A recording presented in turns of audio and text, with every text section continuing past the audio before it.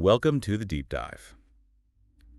Okay, so today we're getting into something pretty significant. This growing clash between Harvard University and the Trump administration. Right. And we're pulling from a few places. There's commentary that talks about New York Times articles, and interestingly, even stuff from the Montreal Gazette about McGill University up in Canada. Exactly. And the idea isn't just to, list the headlines.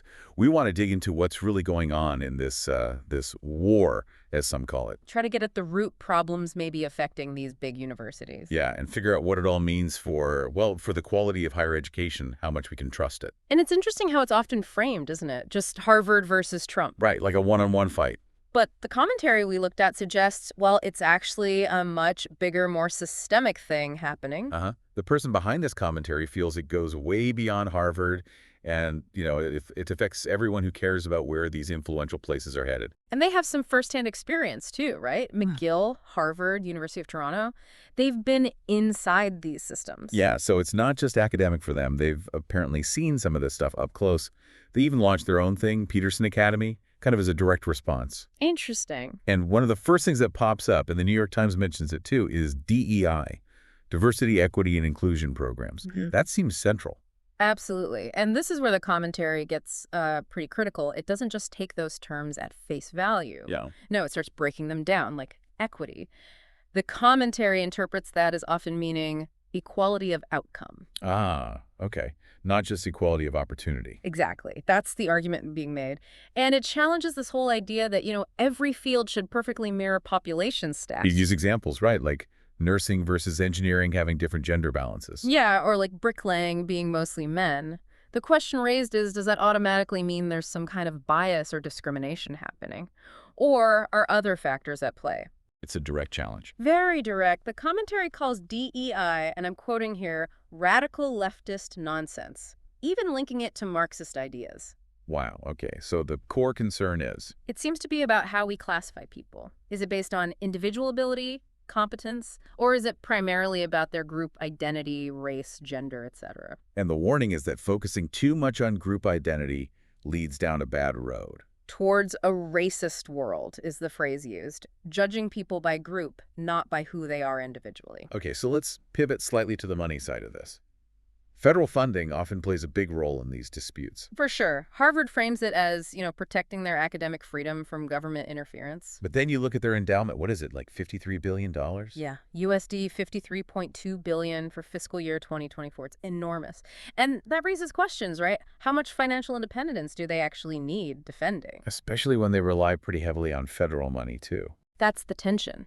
The source mentions USD $2.2 billion annually in grants and contracts. So can you claim full autonomy when you're taking that much public money? Complicates the picture. Definitely. And it's not just the direct grants. There's the tax-exempt status, tax breaks for donors, those low-interest bonds. All valuable benefits. Right. And the commentary asks, are those benefits still justified if people start questioning whether the university is truly neutral, truly just pursuing truth? It brings up Hillsdale College as a contrast. Yeah, they famously refuse federal funding specifically to avoid any government strings. So the commentary holds them up as maybe an alternative model. Sort of, for donors, for students maybe looking for that kind of independence. And considering Harvard's tuition, around $83,000 a year now? For 2024, 2025. It's steep. So the argument gets made that even a tiny tax on that massive endowment could fund a lot of public education, like community colleges. Which leads to that. Oh, right. Harvard as an endowment with the university as a somewhat ineffective appendage. Yeah. Basically, the concern that managing the money has overshadowed the actual education part. Okay, so moving beyond just Harvard. Yeah.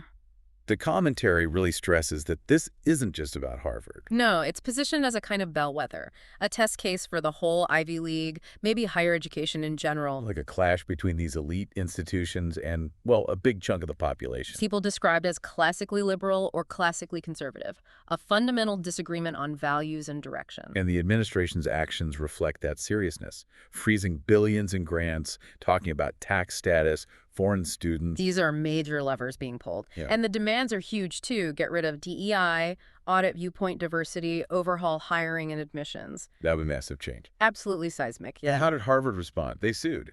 They did. Filed a lawsuit in April 2025. arguing First Amendment violations, saying the administration didn't follow proper procedures.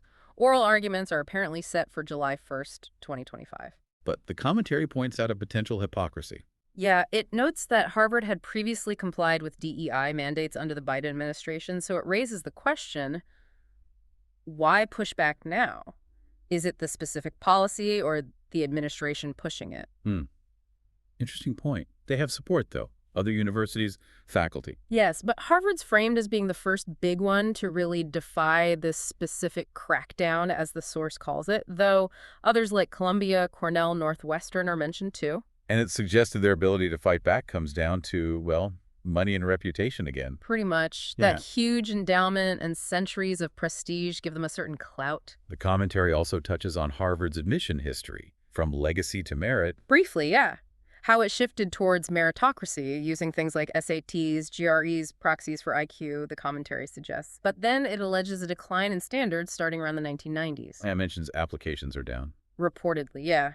Yeah. Which could tie into this whole debate about trust and value. Are people starting to look elsewhere? Maybe. Now, Harvard has made some changes recently, right? Renaming the DEI office. Yes, it's now the Office of Community and Campus Life. And they stopped race-based affinity group celebrations. But the commentary is skeptical about whether that's real change. Very skeptical. The argument is, unless you change the people running things and the core policies, just changing the name on the door doesn't mean much. Could just be cosmetic. Right. It's about the underlying ideology and practice, not just the label. Exactly. Okay, what about the faculty? There are worries about funding cuts hitting research, right? People like George Daly at the medical school. Yeah, concerns that breakthroughs in medicine, AI, public health could be threatened if federal money dries up. That's a serious point. But the counterargument comes back to, The integrity of the research itself. If DEI is prioritized over merit in hiring, promotions, even deciding what gets published, are we sure the research being done is the best possible research? the commentary questions the quality if the process is seen as compromised. Right. It goes so far as to suggest the days of major breakthroughs from these places are probably done because the priorities have shifted. That's a strong claim.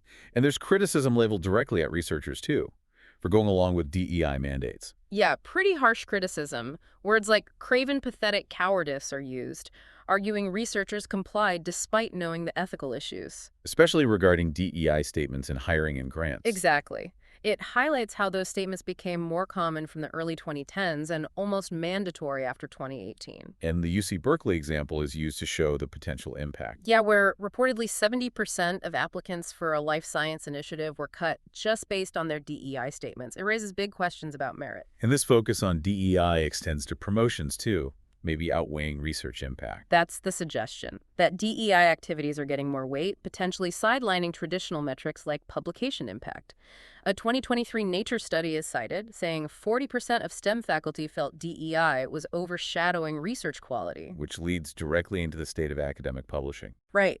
If publication impact was the gold standard, what happens when journals, maybe even Harvard-affiliated ones, start prioritizing DEI-themed papers? Does it skew what gets researched and published? That's the concern. Potential bias creeping into the topics chosen and maybe even the findings themselves. Okay, let's talk about the ideological climate on campus. The commentary cites Harvard Crimson surveys. Yeah, from 2022 and 2023, they apparently show a huge majority of faculty identifying as liberal or very liberal, like 77, 80%. And very few conservatives. Tiny numbers, like 1-3%, which is, way different from the general U.S. population. And the suggestion is administrative staff might be even less diverse ideologically. That's hinted at. Plus, a 2015 Crimson analysis found 96% of faculty campaign donations went to Democrats. So the argument is this imbalance really undermines any claim to viewpoint diversity, suggests a systemic tilt. That's the core argument being presented based on that data, yes. How are people reacting? Harvard's Dr. Garber acknowledged some problems. He did acknowledge campus culture issues like non-progressive voices being silenced, but his focus seems to be more on criticizing the methods of the Trump administration's approach. What about someone like Steven Pinker? His view is interesting. He's warned about Harvard devaluing intellectual diversity, but he also apparently praised Garber for acknowledging issues like disruptive protests and anti-Semitism. So kind of a nuanced take there. And then there's a New York Times framing it as authoritarian attacks by Trump, saying Harvard needs to stand up for our values. Right, and the commentary we're drawing from directly challenges that framing, asking, well, what are Harvard's actual values based on their actions? It presents a very different analysis. Okay, let's bring in that Canadian example, McGill University, Canada's Harvard. Yeah, this adds another layer. Their medical school has apparently been put on probation by accreditors multiple times 2015, 2025 Why? for not making enough progress recruiting students from specific underrepresented groups, Indigenous, Black, Filipino, low-income, rural backgrounds. So similar DEI-related pressures as in the U.S. Exactly. And it gets complicated. McGill set up a special office in 2015 to handle this, focused on social accountability. But it didn't solve the problem. Apparently not. They kept facing accreditation issues. And then, somewhat counterintuitively, that office was closed. Closed. Even though they weren't meeting the goals. Yeah, and the commentary notes that 3 minority individuals who led it were replaced by 1 non-minority person. It's presented as a confusing turn of events. And there were comments from the dean back in 2017. David Eidelman, yeah. He basically said it was hard to recruit minority students who also met the very high academic marks needed for medical school. He talked about the advantage of privileged backgrounds. Which really highlights that core tension again, doesn't it? Merit versus DEI mandates. Absolutely. And it raises those serious questions. What happens if standards get lowered in critical fields like medicine? Or air traffic control is another example sometimes used. The commentary connects this to potentially corrupted accreditation agencies. Yeah, the concern is that if the accreditors themselves start prioritizing DEI over competence, it could undermine the quality of professionals across the board. So looking ahead, what about solutions or alternatives? Trump proposed something. In 2023, yeah, an Agenda 47 idea for an American Academy as some kind of alternative platform. And other new institutions are popping up too. Right, like the University of Austin, Ralston College are mentioned, plus the established model of Hillsdale is always there as an example. And the commentator points people to their own ongoing work on this. Yeah, on the Daily Wire platform for those who want to follow their analysis more closely. Okay, so wrapping this up, this deep dive, based on the commentary we've explored, really paints the Harvard-Trump conflict as a symptom of something much bigger. Yeah, deep systemic issues within these elite universities. The core argument presented is that this intense focus on DEI ideology is actually harming things like merit, academic integrity, research quality. And eroding public trust. Exactly. The overall feeling from the source is that these institutions are in a pretty serious state of decline, and it's largely self-inflicted. Which leaves you, the listener, with some pretty big questions, doesn't it? If these problems are so embedded and reform from within seems so difficult, what's the path forward? Is it about fundamentally restructuring these places?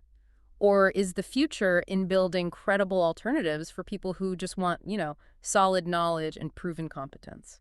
Or maybe asking, how long should public and private money keep flowing to institutions that seem to be shifting away from their original missions and values?